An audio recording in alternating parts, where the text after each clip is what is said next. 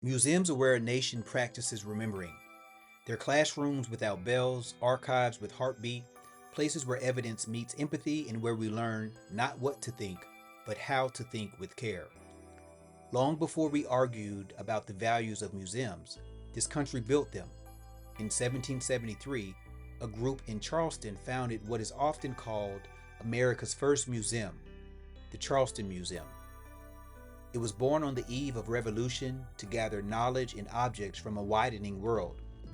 In 1786, artist and soldier Charles Wilson Peale opened his Philadelphia Museum to the public, for some.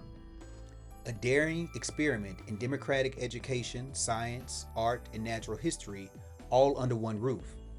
And by 1814, the Peale in Baltimore rose as the first purpose-built museum building in the United States, signaling that learning together, for some, deserved its own architecture.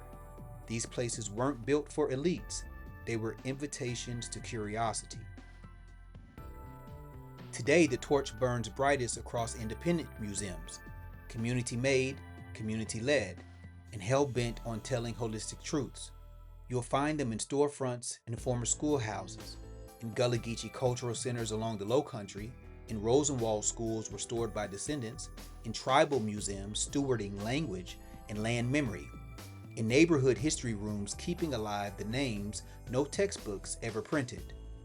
They do the hard work, naming enslavement alongside achievement, policy alongside pain.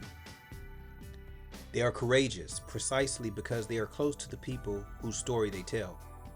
Museums matter because evidence matters.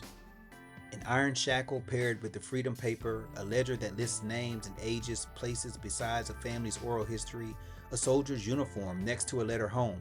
When we encounter artifacts with context, we understand cause and consequences. We see now how policy touches the body. We learn to read bias, weigh sources, and spot the differences between an opinion and proof. And yes, that means museums should be safe havens for cultural practice when done right. That means exhibitions built with consent, co-curation, and reciprocity. It means elders and practitioners guiding interpretation, not being reduced to spectacle. It means paying cultural bearers fairly, naming sources, and creating space for reflection, not consumption only. When done right, museums can become laboratories for shared dignity, places where children witness living traditions, where migrants see themselves on the wall text, and where visitors leave with tools to be better neighbors. Every groundbreaking, every shovel plunged into the earth for a new museum or a new wing is more than a construction start. It's a covenant, a promise that this community will fund truth, not silence it. That we will build spaces that complexity is welcome and propaganda is not. The ribbon cutting is a celebration, but that everyday labor, cataloging, conserving, teaching, translating, touring, that's the democracy work. So what do? As museum lovers and truth tellers, we stand in solidarity, we become members, we volunteer, we donate. We show up at city and county meetings when funding is on the line. We defend educators and curators. We bring students, grandparents, veterans, and newcomers.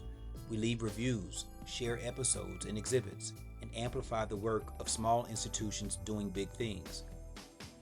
Because the attempt to pull truth out of museums can uproot labels and close galleries, but it cannot erase collective memory, not when we insist on carrying it, repeating it, and resourcing it. Museums are not neutral storerooms. They are engines of civic learning, bridges between generations, and maps for moral imagination. If you believe in a future that reckons honesty with its past, then this is your call. Stand with institutions that name the whole story.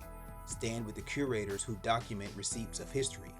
Stand with the communities who build their own museums to guard memory in public view. Let's protect these places. Let's grow them. Let's keep them brave. Because when museums stand on the right side of history, we all learn how to do the same.